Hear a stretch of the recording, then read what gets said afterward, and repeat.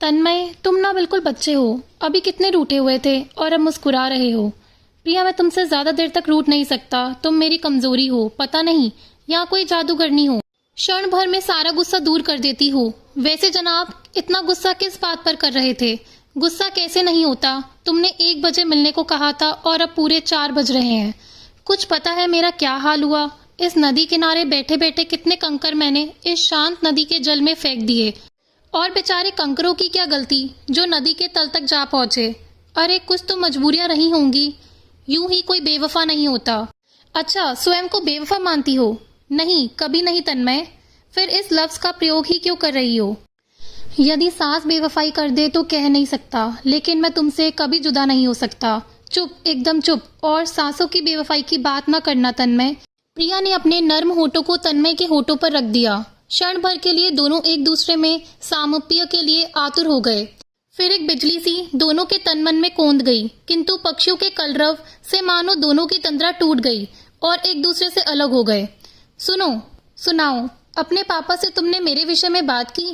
प्रिया ने पलके झुकाकर कहा। तन्मय ने आश्वस्त देते हुए कहा, तुम फिक्र ना करो, जैसे ही पिताजी विवाह का जिक्र करेंगे मैं उन्हें स्पष्ट शब्दों में बता दूंगा कि मैं प्रिया से प्यार करता हूँ। और वैसे भी मेरे पिताजी तुम्हारे बाबूजी के परम मित्र हैं, वे इस विवाह को कभी इनकार नहीं करेंगे।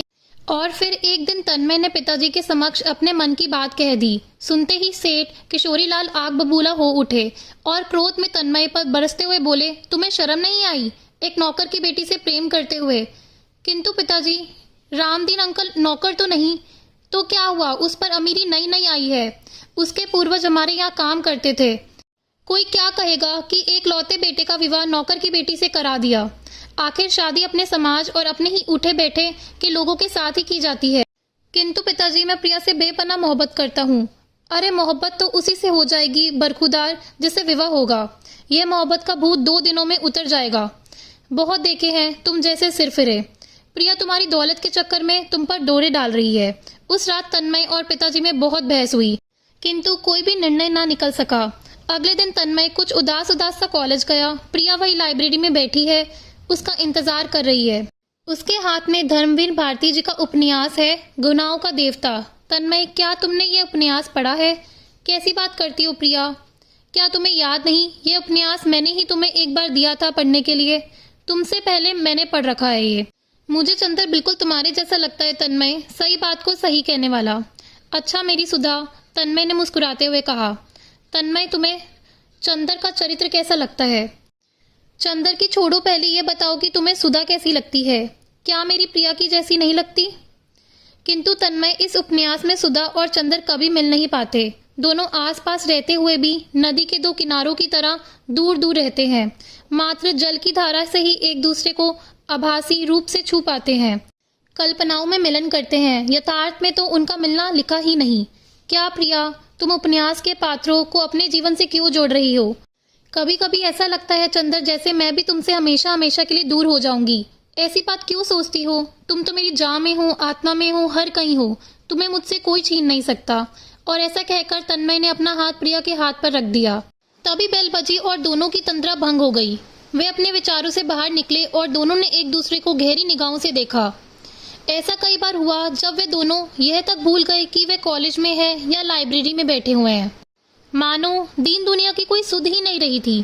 फिर तन्मय ने प्रिया से बाबूजी का फैसला बताया। सुनकर प्रिया के गालों पर आंसुओं की धारा बहने लगी। सुनो तन्मय, तुम मुझे भूल जाओ। तुम्हारे पिताजी जहाँ भी विवाह के लिए कहे कर लेना, किंतु उनका मन ना तोड़ना। तुम उनके एक लौते बेटे हो। तन्मय ने उसके होठों पर अपने होठ रख दिए। चुप हो जाओ, बिल्कुल चुप, कुछ मत कहो, एक शब्द भी ना बोलना। मैं इस तरह हार नहीं मान सकता। सुनो, क्या एक नाटक करोगी? नाटक? यह तुम्हें क्या हो गया? अब मन में कौन सी खुराफात सोच रहे हो? कुछ ना कहो प्रिया, बस अब पिताजी को मनाने का ये आखिरी उपाय है। पिताजी चाहे कितने भी असूलों वाले हों, किंतु इस बात को सुनकर अवश्य ही तुम्हें अपने घर की बहू बनाने पर राजी हो जाएंगे। और फिर एक शाम प्रिया तन्मय के घर पहुंच गई और तन्मय की माँ को भी एक प्लान में शामिल कर लिया। रात को ही सावित्री देवी ने अपने पति से कहा कि देखो, तुम्हें तन्मय का विवाह प्रिया से ही करना पड़ेगा। अरे तुम्हारा भी दिमाग बेटे की तरह घास चरने गया है। माना कि प्रिया एक सुशील लड़की है, किंतु तुम यह क्यों भूल जाती हो कि उसके दादा और परदादा हमारे यहाँ पर नौकर रह चुके हैं। वह बीते जमाने की बात थी साहब, अब कौन से युग में जी रहे हो। अब जमाने बदल गए हैं, भावनाओं को रिवायतों में नहीं बांधा जा सकता। दोनों बच्चों की भावनाएं एक दूसरे से जुड़ चुकी हैं। चाहे कितना भी जुड़ाव हो गया हो, किंतु मैं इस रिश्ते को कभी स्वीकार नहीं करूंगा। आप समझने की कोशिश क्यों नहीं करते। अब बात हद से आगे बढ़ चुकी है। दोनों बच्चे अपनी हद पार कर चुके हैं। कौन सी हद पार कर चुके हैं? क्या पहेलियां बुझा रही हो? यही कि प्रिया की कोख में हमारे वंश का वारिस पल रहा है।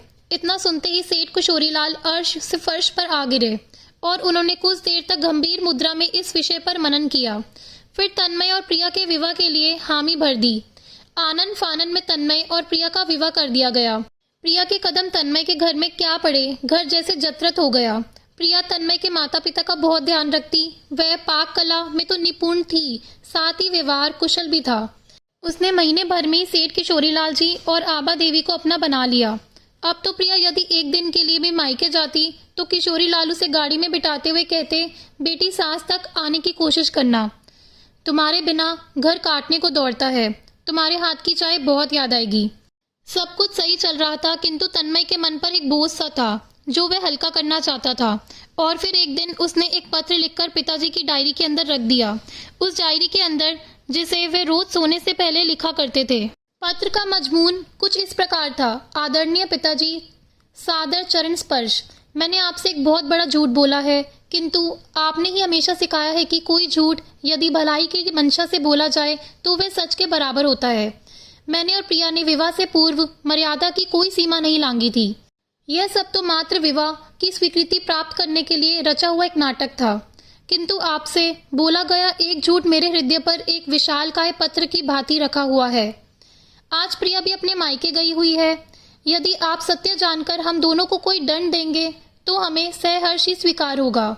जायदाद से भी बेदखल करेंगे तो हम सहज ही घर छोड़कर चले जाएंगे, किंतु झूठ की बुनियाद पर गृहस्थ जीवन का आरंभ करना सही नहीं लगा, इसीलिए आपसे सब सच बता दिया। अब आप ही न्याय कीजिए और हमें इस झूठ के बोझ से मुक्त कर दीजिए। आपका बेटा तन्मय। पत्र पढ़कर किशोरीलाल जी की आंखें भर उठी। वे अगले दिन तन्मय के कक्ष में गए और उसने अपने सीने से लगा लिया और अश्रुपूर्ति नेत्रों से कहने लगे, तन्मय बेटा, तुम उम्र में छोटे हो लेकिन अनुभव में नहीं। तुम्हारी पारखी नजर कमाल की है। वाकई मैं तुम्हारी नजर का मुरीद बन गया हूँ। यदि मैं दिया लेकर भी ढूंढता तो मुझे प्रिया जैसी योग्य वधू तुम्हारे लिए नहीं मिल पाती। मुझे तो तुम्हारा शुक्रगुजार होना चाहिए। यदि तुम ये नाटक ना करते तो मैं अपनी मूढ़ बुद्धि के कारण कभी भी प्रिया से तुम्हारा विवाह ना होने देता, और फिर मुझे इतनी प्यारी बेटी कभी नहीं मिलती। यदि सुबह का भूला शाम को घर आ जाए तो उसे भूला नहीं कहते। दोस्तों, अगर आपको ये कहानी पसंद आई हो तो प्लीज़ लाइक करना और चैनल को सब्सक्राइब करना। धन्यवाद।